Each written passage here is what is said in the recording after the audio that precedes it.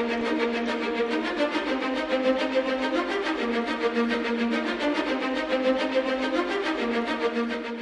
adalah WBCQ, menghadirkan radio World's Last Chance kepada Anda dari Monticello, Maine, Amerika Serikat.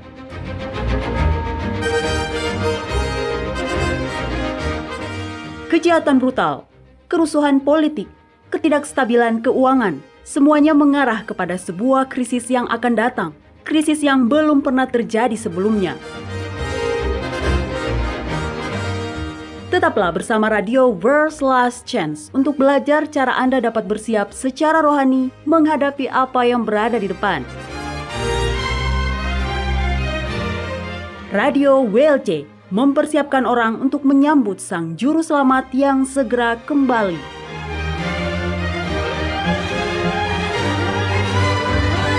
Halo, selamat bergabung para pendengar di Radio WLC, di mana kita mempelajari kitab suci dan fokus pada kebenaran-kebenaran yang penting untuk kita ketahui sebagai bekal untuk menjalani hidup di hari-hari terakhir ini, di akhir zaman ini. Saya pembawa acara Anda, Mario Nugraha, dan bersama saya telah hadir Doni Alexander. Salam hangat para pendengar, terima kasih telah mendengarkan siaran kami hari ini. Para pendengar di WLC, kami lebih suka menggunakan nama pribadi Sang Pencipta, yaitu Yahweh atau Yah. Nama ini sebenarnya digunakan di seluruh perjanjian lama, tetapi dalam Alkitab terjemahan modern kita, nama ini lebih sering muncul dalam bentuk gelar, yaitu Tuhan atau Allah. Iya, benar. Jadi para pendengar, di ayat dan kitab manapun Anda melihat Tuhan atau Allah dalam perjanjian lama, maka ketahuilah bahwa dalam versi aslinya, dalam bahasa Ibrani, itu tertulis Yahweh, atau terkadang dengan menggunakan gelar-gelar yaitu El atau Elohim. Ini adalah gelar-gelar yang merujuk pada Bapa. Elohim sebenarnya adalah bentuk jamak dari El.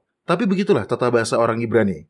Ketika mereka ingin menunjukkan penghormatan ekstra, maka mereka akan menggunakan gelar-gelar dalam bentuk jamak. Nah, nama Sang Juru Selamat juga sangat mirip dengan nama Bapa. Dan faktanya, Anda bisa mendengar nama Yahweh dalam nama Sang Juru Selamat, yaitu Yahushua. Terkadang orang-orang kebanyakan menyebutnya Yesua, dan arti namanya sangat indah. Yahushua berarti keselamatan dari Yahweh. Itulah dirinya. Secara harfiah, dia adalah keselamatan dari Yahweh. Ya, dan mungkin para pendengar masih mengingat ayat dalam Alkitab yang mengatakan, berserulah memanggil nama Tuhan. Tapi Anda tentu akan kesulitan untuk melakukan itu ketika Anda tidak tahu siapa namanya. Para pendengar, kalimat itu dalam bahasa Ibrani sebenarnya berbunyi, memanggil nama Yahweh.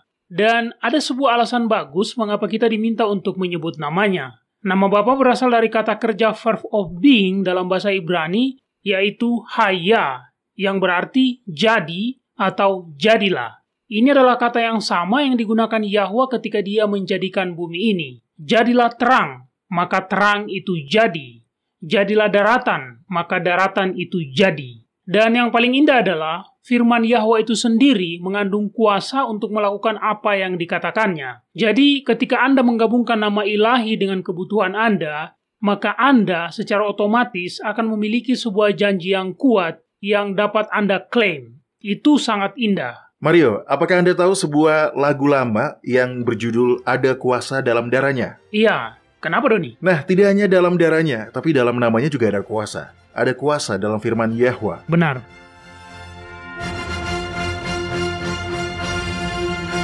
Oke Doni, saya dengar Anda punya kabar baik untuk kita hari ini. Ya, betul. Saya punya, Mario. Saya sudah tidak sabar ingin menyampaikannya kepada Anda. Apakah Anda sudah siap? Ya. Anda yakin sudah siap? Baiklah. Sekarang Anda membuat saya khawatir. Apakah Anda yakin itu kabar baik? Iya, ini kabar terbaik. Baiklah, silakan sampaikan Doni. Kabar baiknya adalah Anda adalah orang berdosa. Oke, bukan itu yang saya harapkan akan Anda sampaikan, Doni. Saya sudah tahu bahwa saya adalah orang berdosa, dan saya tidak mengerti mengapa Anda menyebutnya sebagai kabar baik. Nah, itulah yang akan kita bicarakan hari ini. Tolong ambil Alkitab Anda dan buka kitab Lukas pasal 15. Bacalah 2 ayat pertamanya untuk kita, Mario.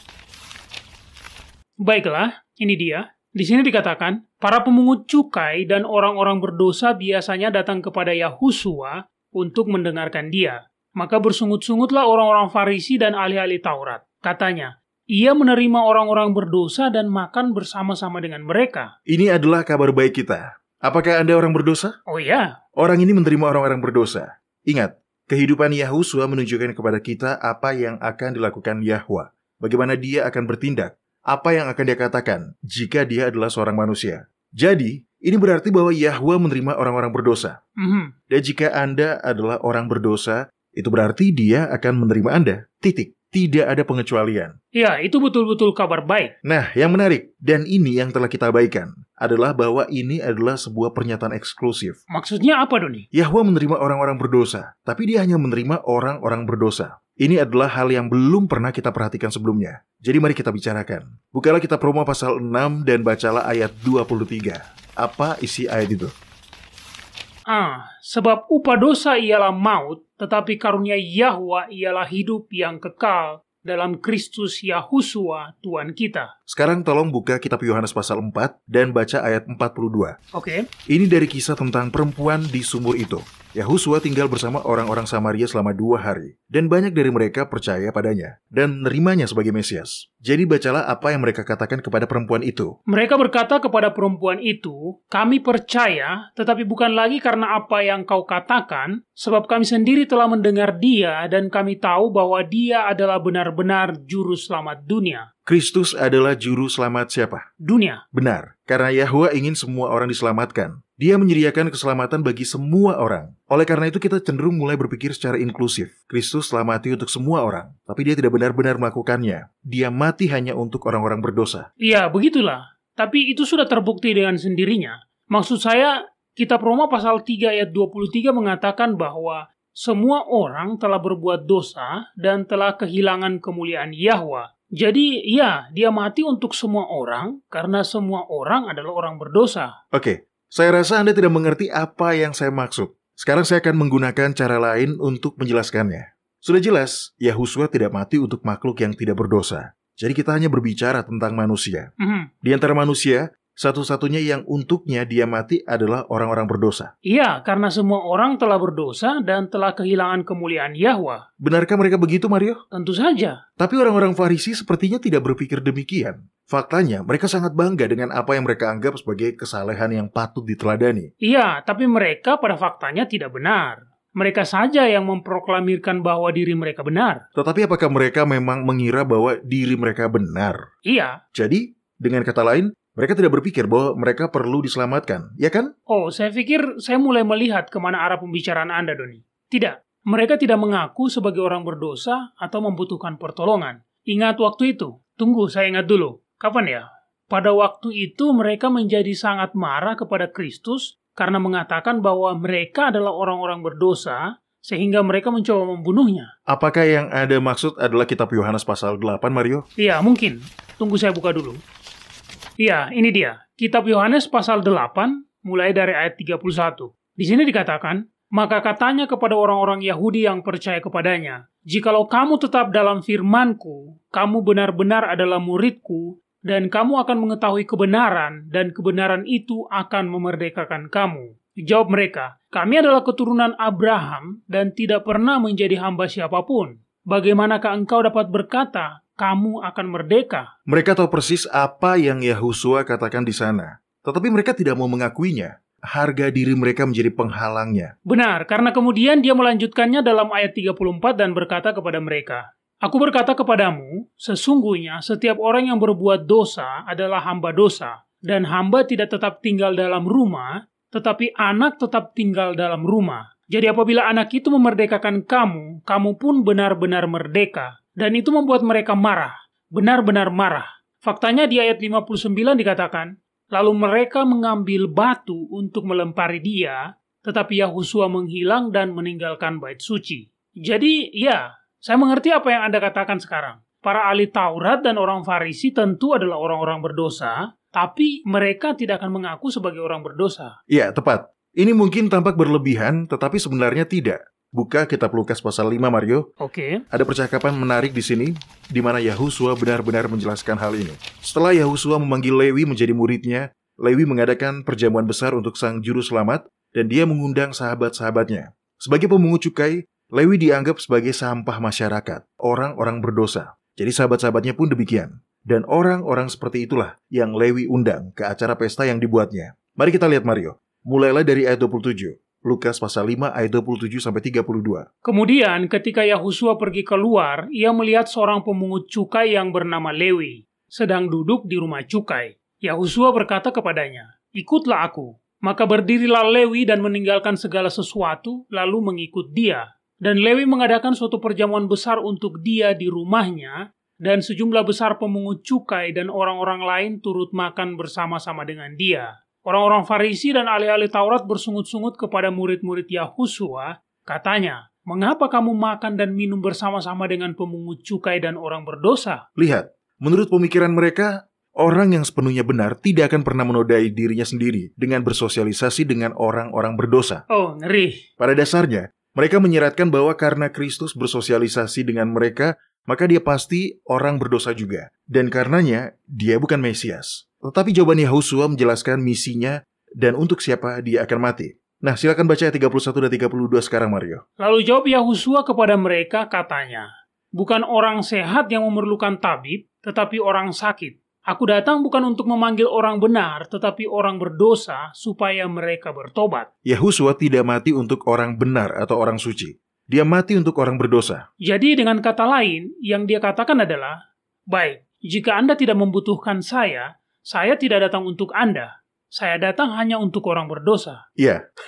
Itu berani sekali. Tidak, itu jawaban akurat. Pikirkan sejenak. Sebagai orang Kristen pada zaman sekarang, kita secara kolektif memandang rendah orang-orang Farisi. Sikap mereka yang dengan sadar merasa benar menjadi simbol kemunafikan. Iya, memang begitu. Faktanya begitulah salah satu definisi modern dari kata kemunafikan. Menurut kamus, kemunafikan termasuk orang yang merasa benar sendiri. Dan di dalam kekristenan pada zaman sekarang, jika memang masih ada, Anda tidak akan menemukan banyak orang yang mengaku sebagai orang benar atau merasa tidak berdosa. Benar, hampir semua orang mengaku sebagai orang berdosa. Saya adalah orang berdosa yang diselamatkan oleh kasih karunia. Itu adalah mantra Kristen modern. Tapi izinkan saya bertanya, Mario, berapa banyak orang yang sungguh-sungguh sadar sebagai orang berdosa? Berapa banyak orang yang mengaku sebagai orang berdosa hanya karena mereka diharapkan seperti itu? Sebenarnya, banyak orang Kristen membandingkan diri mereka dengan orang lain, dan mereka merasa lebih baik dari orang lain itu. Benar, saya ingat pada sebuah acara penelaan Alkitab di pertengahan minggu yang pernah saya ikuti. Saya tidak ingat bagian mana yang kami pelajari, tetapi ada seorang pria di kegiatan itu dan dia berkata, "Saya tidak merasa bahwa saya terlalu buruk.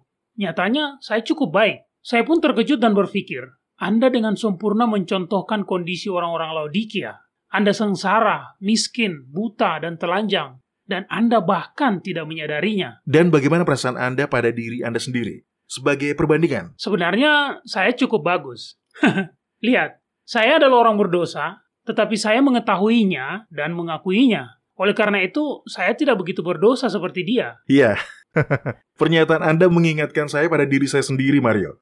Iya, begitulah orang Farisi modern. Kita membandingkan diri kita dengan orang lain. Dan dalam pandangan kita, kita merasa lebih baik.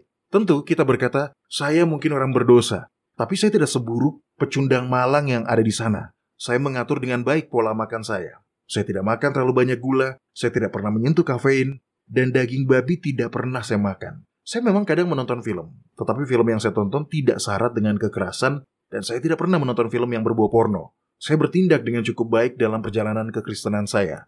Tepat, saya pun bersalah dengan cara yang sama. Dengan membandingkan diri saya dengan orang lain.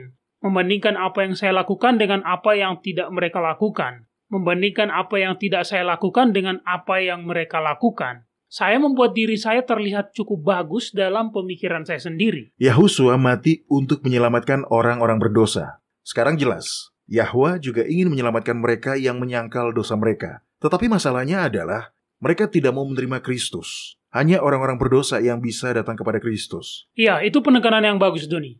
Orang yang merasa benar sendiri tidak akan bisa datang padanya, karena untuk datang kepada Kristus dan menerima kebenarannya, mereka harus terlebih dahulu mengakui bahwa mereka adalah orang berdosa yang membutuhkan juru selamat. Orang yang merasa benar sendiri mengira dia tidak berdosa. Jadi dari hal apa dia harus bertobat? Hanya ketika seseorang mengakui bahwa dia tidak dapat menyelamatkan dirinya sendiri. Hanya ketika itulah dia dapat, dengan iman, bersandar pada kebenaran Yahusua. Inilah sebabnya, meskipun Yahusua mati untuk semua orang, Yahwa hanya menerima orang-orang berdosa. Dia hanya menerima mereka yang bisa mengaku sebagai orang berdosa. Iya, saya paham sekarang. Baiklah, tahan sebentar, Doni, kita akan segera kembali.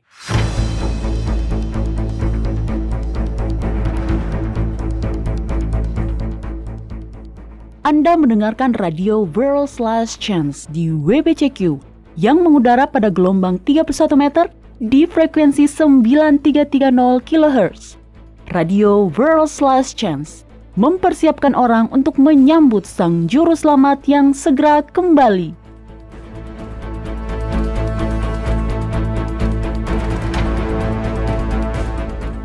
Pernahkah Anda merasakan gempa bumi? Apa yang Anda lakukan? Apakah Anda berlari keluar karena takut bangunan itu runtuh? Apakah Anda menyadari apa yang sedang terjadi? Atau apakah itu terjadi pada malam hari dan Anda sedang tertidur lelap? Dan Anda baru mengetahuinya esok hari saat menonton berita. Siapapun yang pernah selamat dari gempa bumi yang sangat buruk akan memberitahu Anda satu hal. Gempa bumi mengubah hidupnya selamanya. Gempa bumi bisa berdampak seperti itu jika gempa itu cukup parah. Tidak hanya sekedar memecahkan piring Anda dan mungkin merusak pusaka dan foto keluarga. Gempa bumi yang kuat dapat membuat para penyintasnya mempertanyakan kemana mereka akan melangkah dalam hidup. Apakah prioritas mereka sudah benar? Apakah ada sesuatu dalam hidup mereka yang ingin mereka ubah? Kitab Wahyu mengungkapkan bahwa antara sekarang dan akhir dunia akan ada 5 gempa bumi dahsyat yang akan terjadi dan masing-masing memiliki tujuan khusus untuk menandai kejadian penting dalam alur peristiwa-peristiwa akhir zaman. Gempa bumi ini diberikan untuk membangunkan orang-orang pada saat mereka masih hidup, sehingga mereka dapat menyelidiki hati mereka dan mengatur prioritas mereka. Namun, Anda tidak perlu merasa tidak siap dengan peristiwa-peristiwa ini. Kitab suci menjelaskannya. Setelah Anda mengetahui tentang gempa bumi ini dan kejadian-kejadian apa yang akan terjadi di sekitarnya, Anda akan tahu apa yang akan terjadi selanjutnya. Jika Anda ingin tahu apakah yang telah Yahwa ungkapkan tentang gempa bumi yang akan datang ini, kunjungi situs web kami di worldslastchance.com. Klik ikon radio WLC, pilih bahasa Indonesia, dan carilah episode yang berjudul Peringatan 5 gempa bumi dahsyat akan terjadi. Yahwa ingin agar Anda mengetahui apa yang akan terjadi. Dengarkanlah Peringatan 5 gempa dahsyat akan terjadi di worldslastchance.com. Anda juga bisa mendengarkannya di YouTube. World's Last Chance telah membuat lebih dari 1.500 video dokumenter dalam lebih dari 30 bahasa. Kunjungi situs kami di worldslastchance.com atau nonton videonya pada channel WLC di YouTube. Video-video dokumenter baru tentang berbagai topik penting terus dirilis sepanjang waktu. Mulailah menontonnya dan pelajarilah kebenaran selama Anda masih memiliki kesempatan di worldslastchance.com.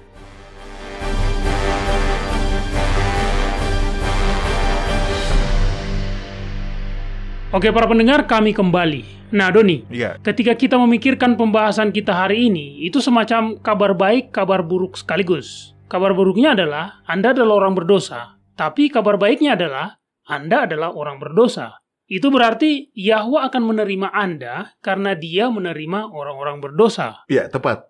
Tak satu pun dari kita ingin mengakui, bahkan untuk diri kita sendiri, betapa bejatnya pikiran-pikiran kita yang tersembunyi. Kita tidak suka mengakui berapa kali kita telah bertobat, hanya untuk melakukan dosa yang sama berulang kali. Tetapi jika Anda adalah orang berdosa sejati yang bonafide, itu adalah kabar baik. Jika Yahwa menerima orang berdosa, itu berarti Dia akan menerima Anda. Iya, itu masuk akal. Saya dapat melihat bagaimana Dia tentu tidak akan menerima mereka yang hanya basa-basi mengaku sebagai orang berdosa, karena memang itulah yang diharapkan dari mereka. Tidak. Tetapi bagi semua orang yang mengaku sebagai orang berdosa, setiap orang yang merasa tidak berdaya, putus asa, dan tersesat, Dia akan menerima mereka.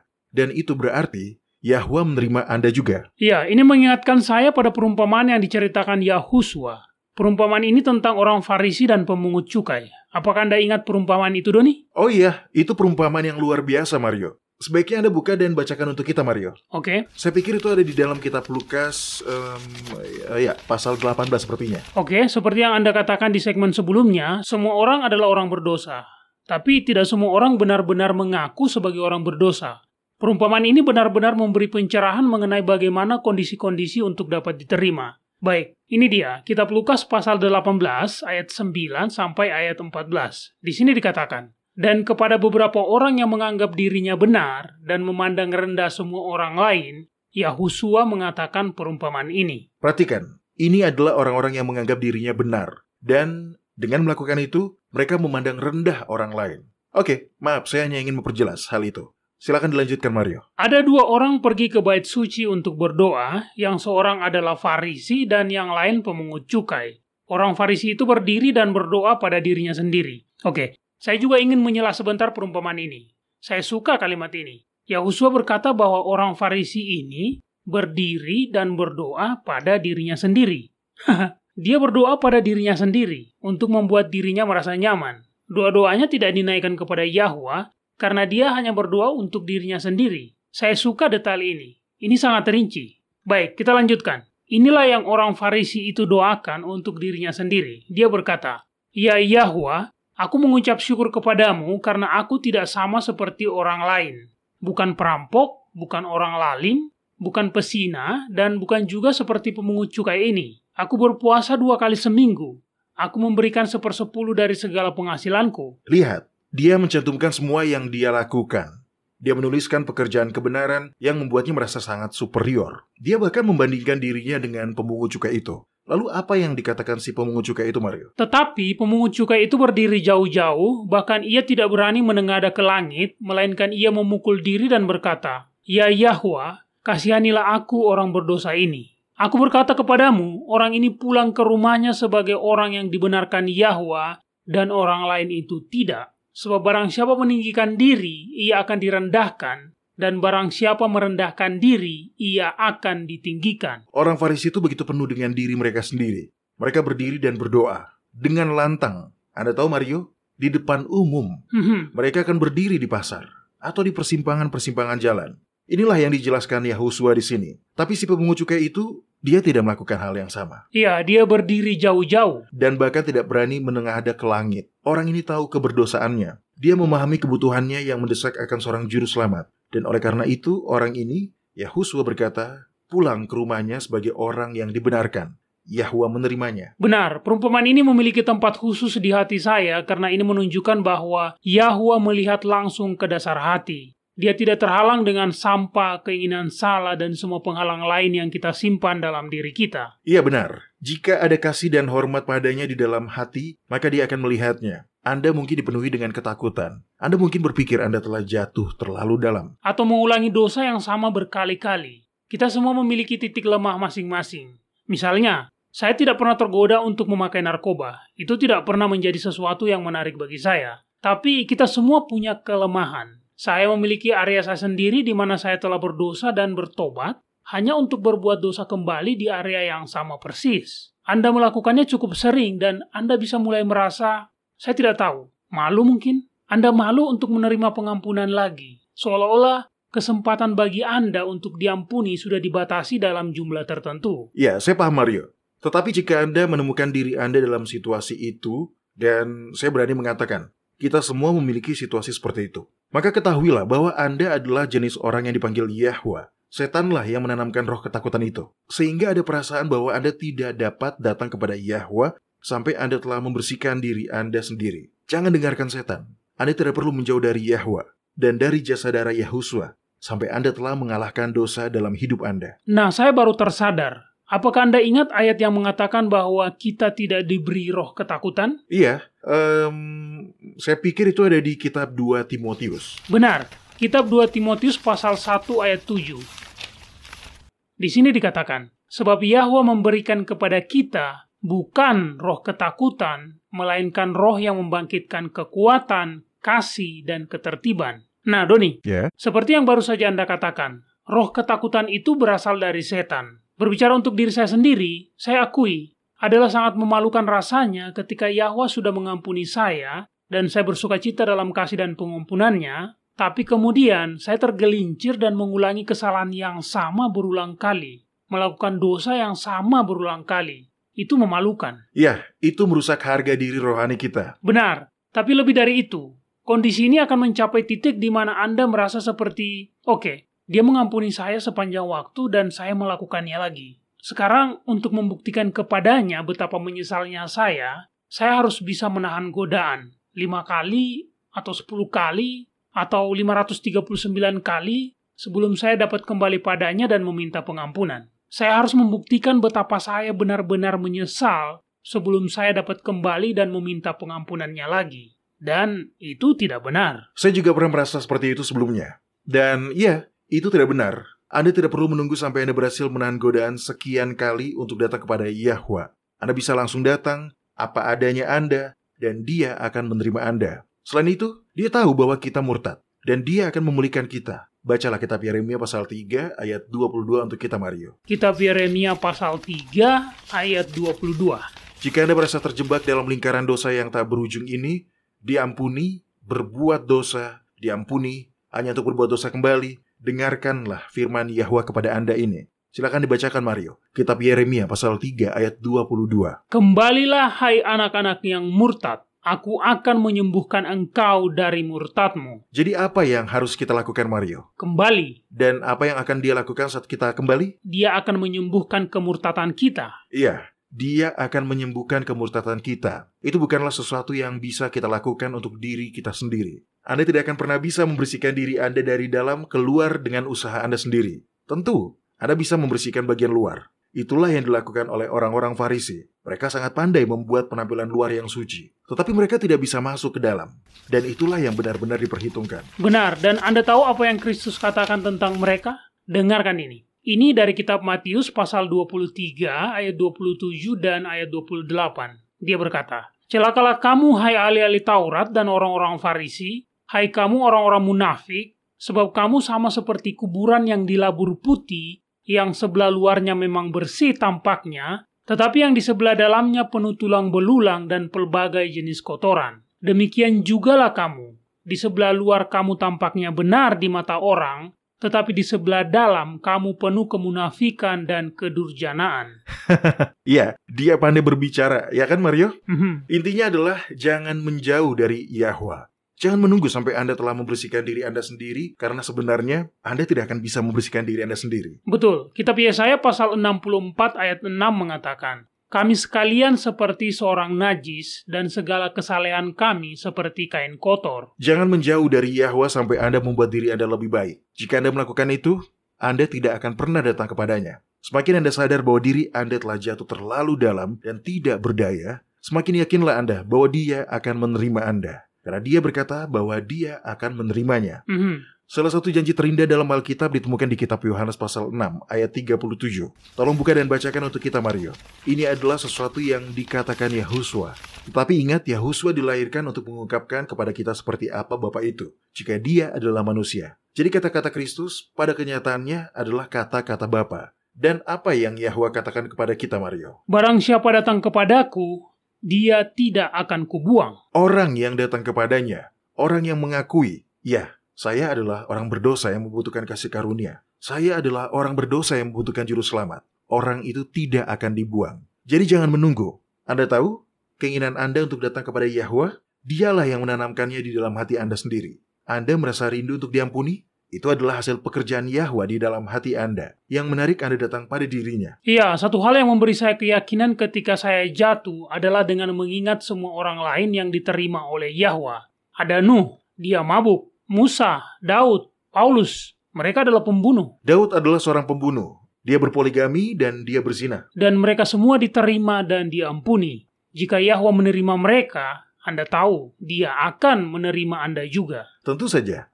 Yahuswa tidak akan mati untuk Anda, hanya untuk membiarkan Anda binasa. Kita tidak suka merasakan ketidaklayakan kita. Tetapi kabar baiknya adalah, Yahuswa mati untuk menyelamatkan orang-orang berdosa. Artinya, jika Anda adalah orang berdosa, maka ketahuilah bahwa Dia mati untuk Anda. Yahwa menerima orang-orang berdosa. Apakah Anda orang berdosa? Oh iya. Jadi Yahuswa mati untuk Anda, dan Yahwa akan menerima Anda. Anda tidak perlu membuat diri Anda terlihat lebih baik dari yang sebenarnya. Anda adalah orang berdosa. Akuilah itu. Pengakuan Anda bahwa Anda adalah orang berdosa adalah yang menjamin bahwa Anda akan diterima oleh Yahwa.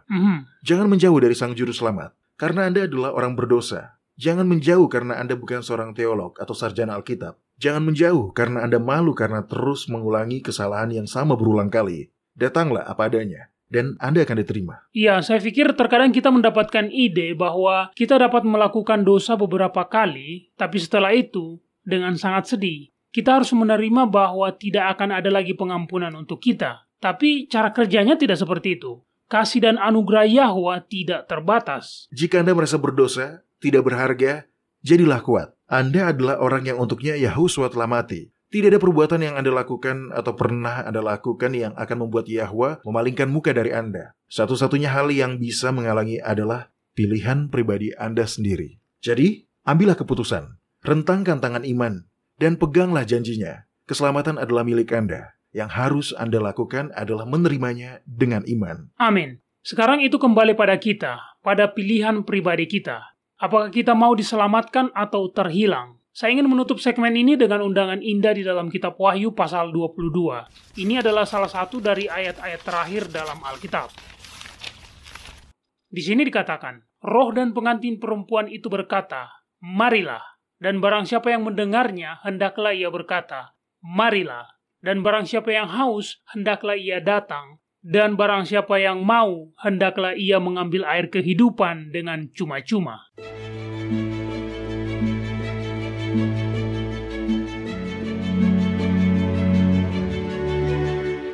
Anda mendengarkan radio World's Last Chance di WBCQ yang mengudara pada gelombang 31 meter di frekuensi 9330 kHz. Radio World's Last Chance mempersiapkan orang untuk menyambut Sang Juru Selamat yang segera kembali.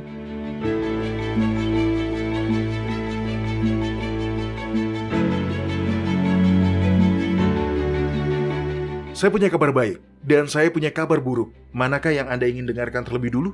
Baik, berita buruknya adalah tidak ada yang dapat Anda lakukan yang akan membuat Anda siap untuk menyambut kembalinya Sang Juru Selamat. Bahkan, sekalipun Anda mencobanya, Anda akan gagal. Berita baiknya adalah Yahusua telah melakukannya untuk Anda. Kunjungilah worldslastchance.com. Pilih bahasa Indonesia dan cari artikel yang berjudul Kebenaran Yahusua, satu-satunya harapan bagi orang berdosa. Sekali lagi, bacalah artikel yang berjudul Kebenaran Yahusua, satu-satunya harapan bagi orang berdosa di worldslastchance.com. Dia siap menolong Anda. Anda aman ketika Anda percaya kepadanya.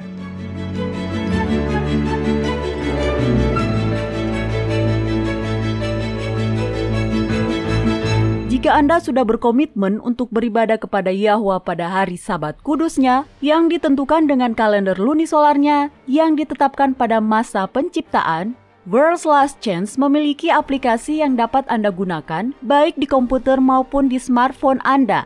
Aplikasi kalender lunisolar WLC telah dirancang untuk memenuhi kebutuhan para pemelihara Sabat lunar di seluruh dunia.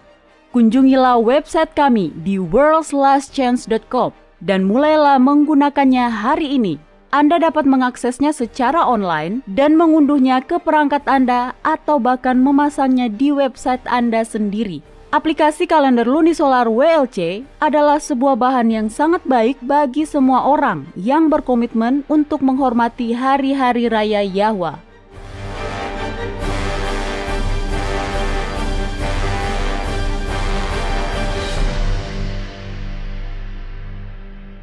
Pertanyaan apa yang Anda dapatkan di kotak surat harian kita, Mario? Baiklah, mari kita lihat. Ini datang dari Nigel di Bristol, Inggris. Nah, berikut sedikit hal sepele untuk ditambahkan ke koleksi Anda, Doni. Selama Perang Dingin, jika terjadi sebuah serangan nuklir, maka Bristol terdaftar sebagai kota keempat di Inggris yang akan menjadi target. Baik. Dianggap penting akan sangat menyenangkan.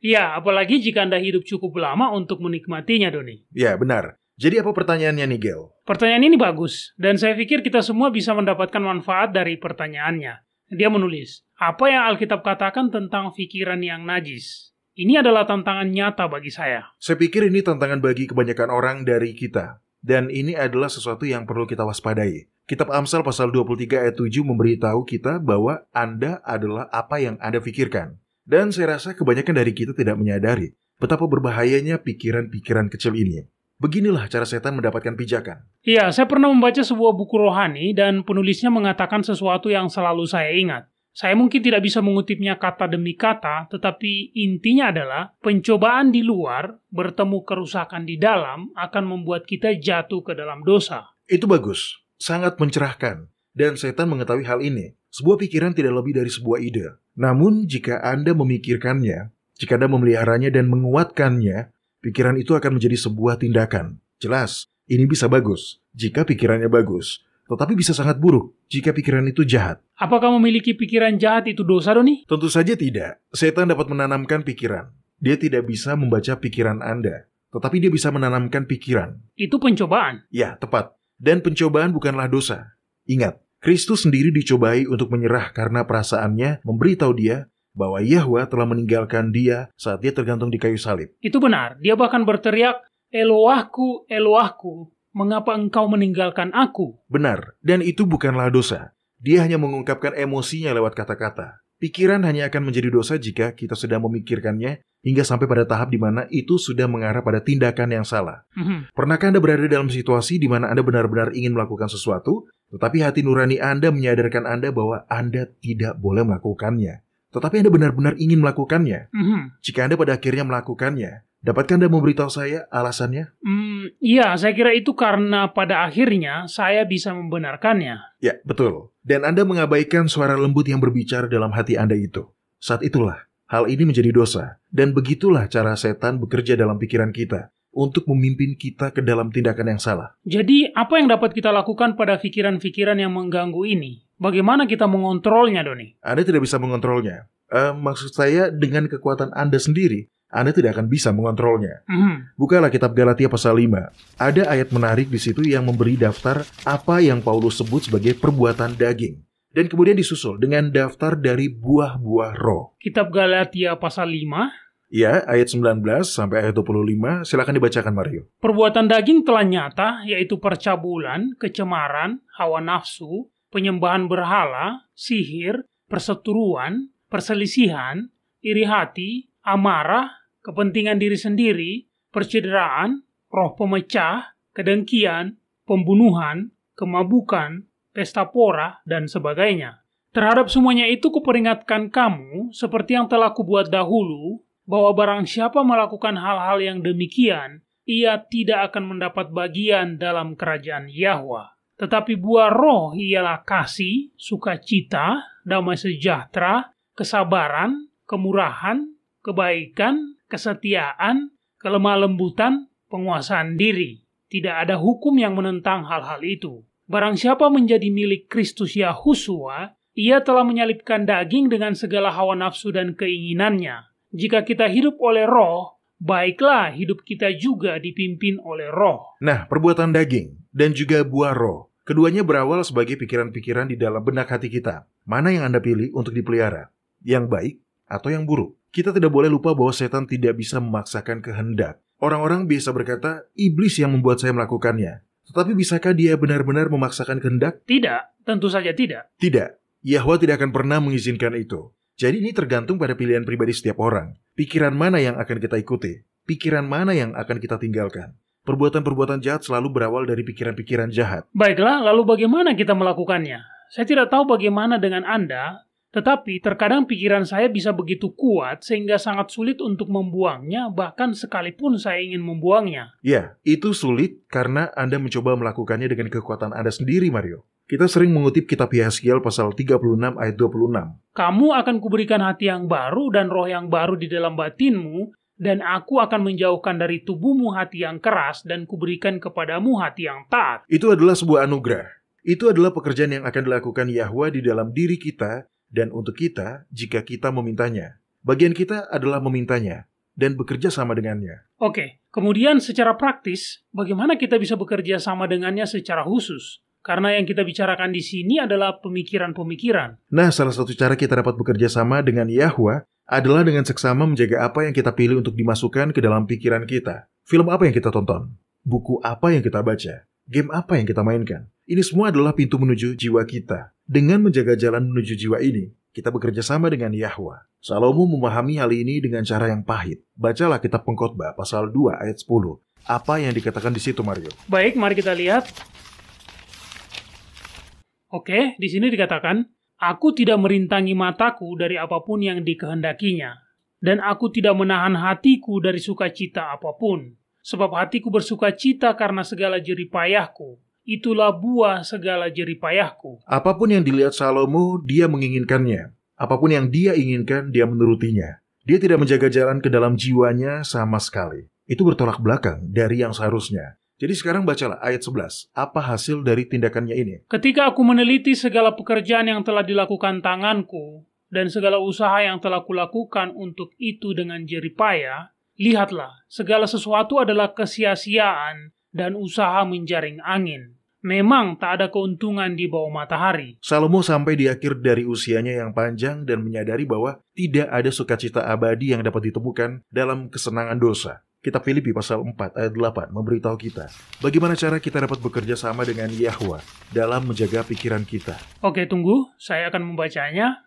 Baiklah, di sini dikatakan, jadi akhirnya saudara-saudara, semua yang benar, semua yang mulia, semua yang adil, semua yang suci, semua yang manis, semua yang sedap didengar, semua yang disebut kebajikan dan patut dipuji, pikirkanlah semuanya itu. Renungkanlah, bermeditasilah pada hal-hal ini. Begitulah cara kita bekerja sama dengan Yahwa. Selanjutnya, mari kita lihat apa yang dikatakan di dalam kitab Galatia pasal 6 ayat 7 dan 8. Mario, tolong dibacakan setelah Anda menemukannya.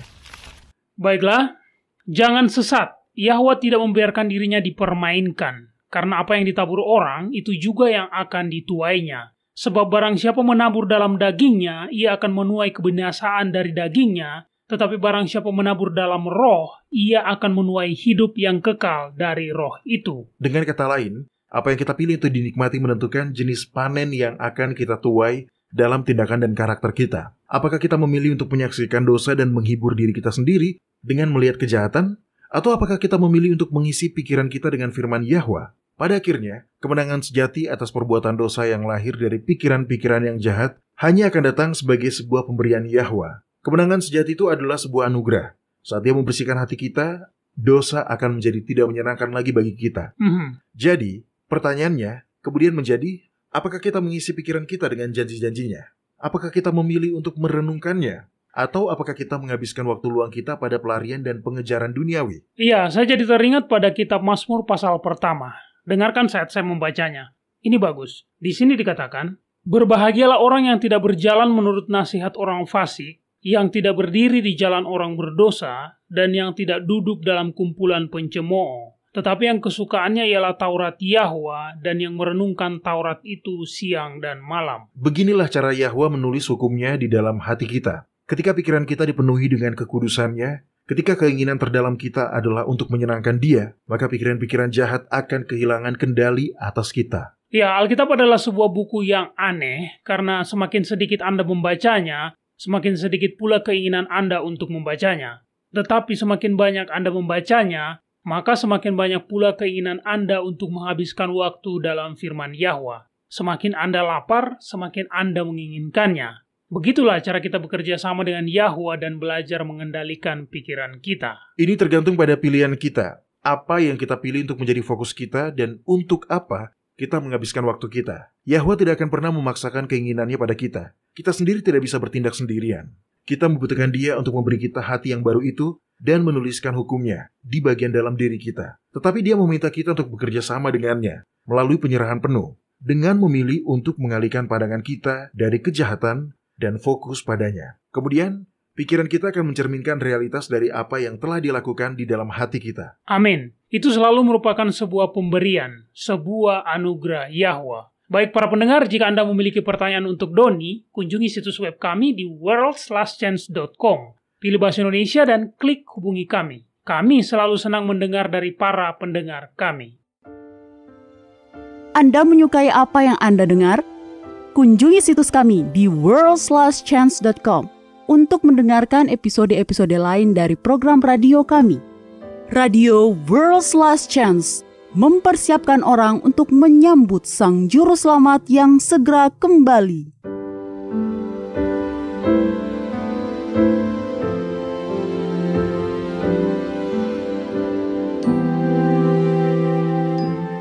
Ini adalah janji harian Anda dari firman Yahwa.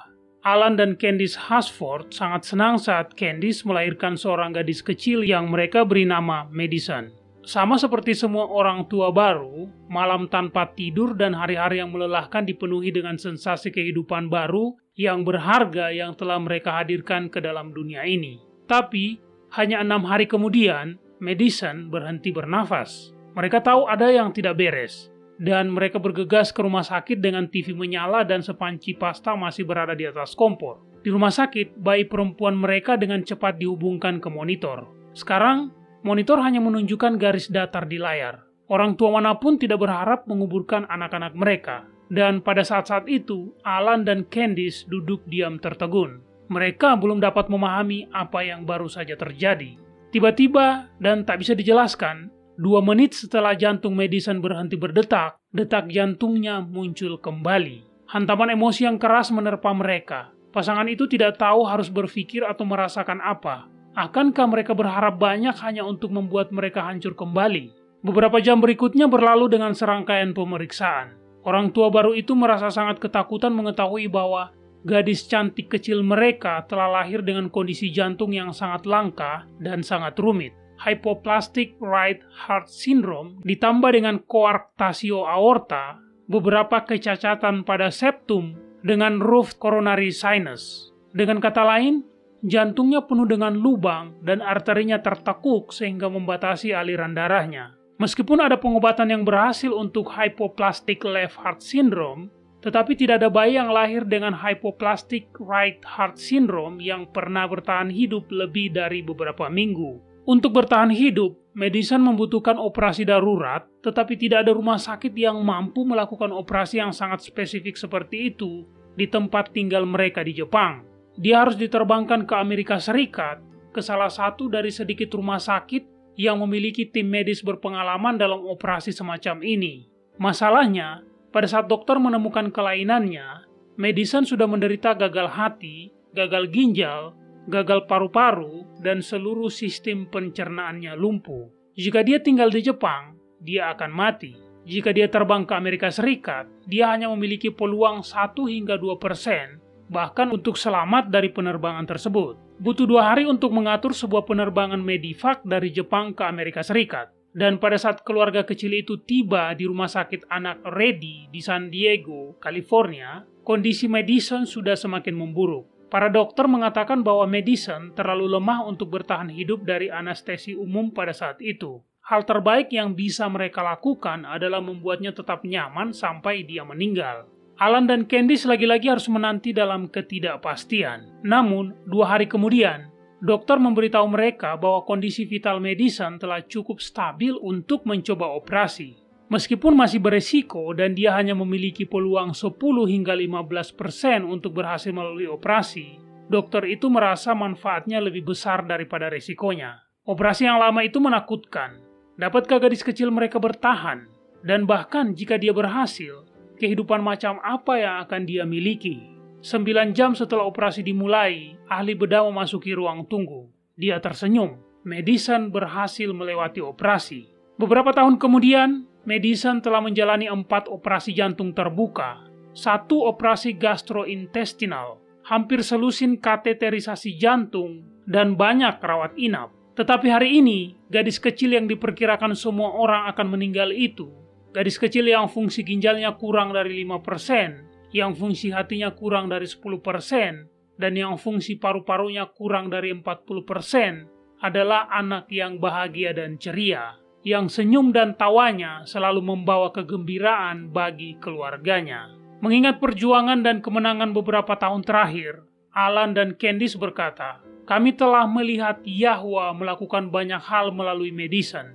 Orang-orang, ya bahkan dokter, semakin beriman dengan menyaksikan kesembuhannya yang ajaib, dan kami telah melihat diri kami sendiri menjadi lebih memahami siapa manusia, dan yang lebih penting, apa yang dapat dia lakukan melalui kita." Setiap profesional medis yang menangani kasus Madison pernah memberitahu kami pada satu waktu atau di waktu yang lainnya bahwa tidak ada harapan. Tetapi tabib agung telah mengajari kami bahwa harapan yang kita miliki sudah cukup untuk membawanya kembali dari kematian ke dalam kehidupan yang mulia. Para pendengar, kematian Yahusua di kayu salib menghadirkan berkat yang tak terbatas. Dalam kitab Yohanes pasal 10 ayat 10 dan 11, Yahusua berkata, "Pencuri datang hanya untuk mencuri dan membunuh dan membinasakan. Aku datang supaya mereka mempunyai hidup dan mempunyainya dalam segala kelimpahan. Akulah gembala yang baik. Gembala yang baik memberikan nyawanya bagi domba-dombanya. Hidup di dunia yang penuh dosa bisa menjadi sulit, tetapi seberat apapun jalan hidup Anda memiliki seorang sahabat yang berjalan di sisi Anda di setiap langkah." Kitab Mazmur pasal 84 ayat 12 mengatakan, "Sebab Adonai Yahwa adalah matahari dan perisai, kasih dan kemuliaan Ia berikan. Ia tidak menahan kebaikan dari orang yang hidup tidak bercelah." Kepada kita telah diberikan janji-janji yang besar dan berharga. Majulah dan mulailah mengaminkannya.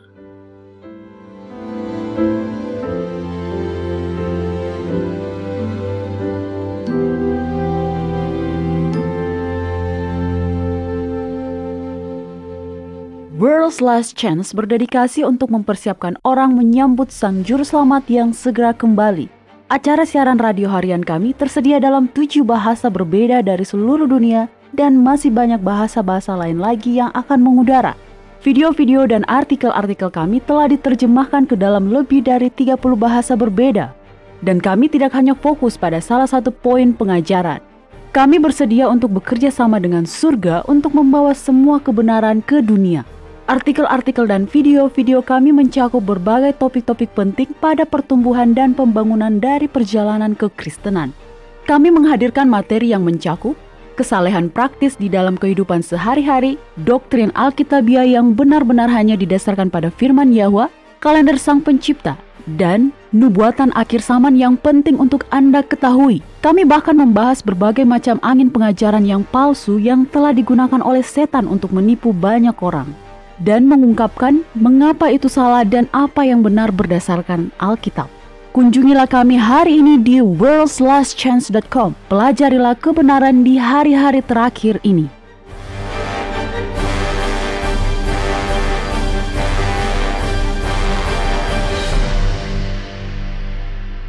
Oke, saya harus mengatakan, Doni, cara pandang Anda mengenai topik hari ini mengejutkan saya. Kita sudah terbiasa berpikir secara inklusif.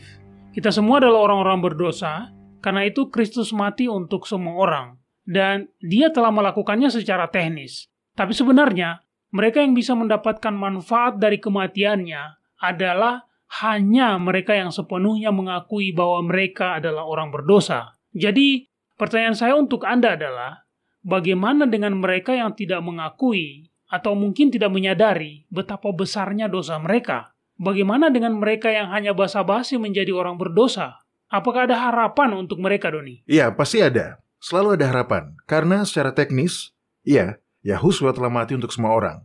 Buka kitab Wahyu pasal 3. Ini adalah ayat-ayat yang memberikan harapan bagi mereka yang buta akan betapa berdosanya mereka. Faktanya, begitulah dosa gereja akhir zaman. Buta pada betapa buruknya dosa-dosa mereka. Bacalah kitab Wahyu pasal 3 ayat 14-17. Apa yang dikatakan di situ, Mario? Dan tuliskanlah kepada malaikat jemaat di Laodikia, inilah firman dari Amin, saksi yang setia dan benar, permulaan dari ciptaan Yahwa. Aku tahu segala pekerjaanmu, engkau tidak dingin dan tidak panas. Alangkah baiknya jika engkau dingin atau panas. Jadi karena engkau suam-suam kuku dan tidak dingin atau panas, aku akan memuntahkan engkau dari mulutku. Karena engkau berkata, aku kaya dan aku telah memperkayakan diriku dan aku tidak kekurangan apa-apa. Dan karena engkau tidak tahu bahwa engkau melarat dan malang, miskin, buta, dan telanjang. Gereja Laodikia melambangkan orang-orang percaya dari generasi terakhir. Kita adalah gereja pasca reformasi Protestan. Dengan internet, kita memiliki begitu banyak sumber daya yang tersedia untuk kita. Yahwa sedang memulihkan kebenaran. Kita menerimanya. Jadi kita pun mengetahui lebih banyak daripada generasi-generasi sebelumnya. Dan pengetahuan inilah yang menuntun pada kesombongan rohani. Ya, itu adalah pengetahuan di kepala kita. Pengetahuan secara intelektual, bukan pengalaman hati. Ya, tepat. Jadi, alih-alih menggali lebih banyak kebenaran, orang-orang Laodikia menganggap bahwa mereka telah memiliki semua kebenaran yang diperlukan untuk keselamatan. Mereka tidak membutuhkan lebih banyak terang lagi. Mereka sudah mendapatkan semuanya. Mereka berkata, aku kaya dan aku telah memperkayakan diriku, dan aku tidak kekurangan apa-apa. Sementara pada kenyataannya, mereka melarat dan malang, miskin, buta dan telanjang. Tetapi Yahwa tidak membiarkan mereka menggelepar dalam ketidaktahuan mereka. Bacalah ayat 18-20 sekarang, Mario. Maka aku menasihatkan engkau supaya engkau membeli daripadaku emas yang telah dimurnikan dalam api, agar engkau menjadi kaya, dan juga pakaian putih, supaya engkau memakainya agar jangan kelihatan ketelanjanganmu yang memalukan, dan lagi minyak untuk melumas matamu supaya engkau dapat melihat. Barang siapa kukasihi, ia kutegur dan kuhajar, sebab itu relakanlah hatimu dan bertobatlah. Lihat, aku berdiri di muka pintu dan mengetok. Jikalau ada orang yang mendengar suaraku dan membukakan pintu, Aku akan masuk mendapatkannya dan aku akan makan bersama-sama dengan dia dan ia bersama-sama dengan aku. Barang siapa kukasihi, ia kutegur dan kuhajar. Pesan untuk Laodikia adalah pesan cinta. Ini adalah peringatan yang dipenuhi dengan belas kasihan. Yahwa ingin menyelamatkan semua orang. Jadi bagi mereka yang dibutakan oleh kesombongan rohani, dia berkata, "Datanglah kepadaku. Aku akan memberikan semua yang kamu butuhkan untuk diselamatkan. Aku akan memberimu emas iman, pakaian putih dari kebenaran Sang Juru Selamat sendiri, dan minyak pelumas mata rohani supaya kamu bisa melihat." Sama seperti semua elemen keselamatan yang lainnya, Yahwalah yang menyediakan semuanya. Oke, bagaimana seharusnya Anda melakukan ini? Maksud saya, orang Laodikia itu buta. Mereka tidak melihat kebutuhan mereka. Bagaimana bisa masih tetap ada harapan bagi mereka jika mereka bahkan tidak menyadari bahwa mereka membutuhkan bantuan? Anda tahu apa yang orang-orang katakan? Langkah pertama yang harus dilakukan seorang pecandu adalah mengakui bahwa dia membutuhkan pertolongan. Jadi, dengan tidak mengetahui bahwa mereka membutuhkan pertolongan, lalu bagaimana orang-orang Laodikia bisa mendapatkan pertolongan yang mereka butuhkan? Dengan iman, satu-satunya hal yang dapat kita lakukan, satu-satunya bagian yang pernah kita mainkan, adalah mengulurkan tangan iman untuk menerima hadiah itu. Itu saja. Maksud Anda apa, Doni? Dalam hal ini, bagaimana iman menolong? Dalam doa di hadapan Yahwa. Caranya, buka Alkitab Anda dan sampaikan ayat-ayat dalam kitab Wahyu pasal 3 ini kepadanya. Lalu katakan, "Bapa, saya tidak mengerti. Saya tidak melihat bagaimana saya bisa menjadi buta dan seburuk firman-Mu ini. Tetapi saya tahu bahwa firman-Mu tidak pernah salah. Jadi, dengan iman, saya akan menerima bahwa nasihat dari saksi sejati berlaku juga untuk saya. Dengan iman, saya akan mempercayai Engkau bahwa saya benar-benar melarat dan malang, miskin, buta dan telanjang seperti yang Engkau firmankan. Tolong berikan kepadaku emas yang telah dimurnikan dalam api, pakaian putih, dan minyak untuk melumas mataku, supaya saya bisa diselamatkan." Tuhan, saya percaya. Tolonglah saya yang tidak percaya ini. Betul. Hanya karena Anda tidak melihatnya, bukan berarti Anda masih tidak bisa diselamatkan. Bagian kita selalu adalah menjalankan iman. Jadi, jalankan iman. Dan percayalah bahwa apa yang firman Yahwa katakan tentang Anda adalah benar. Bahwa Anda benar-benar buruk dan sangat membutuhkan juru selamat. Tetapi bagian yang indah adalah, justru tipe orang seperti Anda inilah yang ingin diselamatkan Yahwa. Biarlah iman Anda memegang janji itu dan datang kepadanya. Sekarang juga, apa adanya. Dan Anda tidak akan datang dengan sia-sia. Ya, saya teringat dengan sebuah lagu yang berkata, "Meskipun aku adalah ketua para pendosa, Yahusua menumpahkan darahnya untukku. Dia mati agar aku bisa hidup di tempat tinggi. Dia hidup agar aku tidak mati. Seperti ranting pada pokok anggur, aku miliknya dan dia milikku." Atau seperti sebuah lagu lain yang berkata, "Aku datang dengan tangan hampa, hanya di salibmu, aku berpegang teguh." Dalam kekekalan tidak ada yang akan mengaku telah diselamatkan melalui usaha mereka sendiri. Itu semua adalah sebuah anugerah ilahi. Iya kan? Iya, benar. Baiklah para pendengar, bergabunglah kembali bersama kami besok. Sampai jumpa dan ingat, Yahwa mengasihi Anda dan Dia aman untuk dipercaya.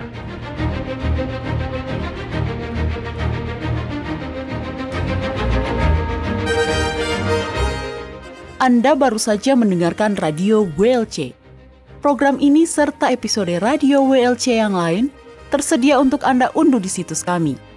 Sangat baik untuk dibagikan pada para sahabat Anda yang mempelajari Alkitab. Ini juga sumber yang bagus bagi orang-orang yang beribadah kepada Yahwa sendirian atau di rumah. Jika Anda ingin mendengarkan program Radio WLC, kunjungi situs kami di worldslastchance.com. Klik ikon Radio WLC di bagian kanan atas beranda. Di sini Anda dapat mengunduh episode dalam bahasa pilihan Anda. Tersedia juga artikel dan video dalam berbagai bahasa.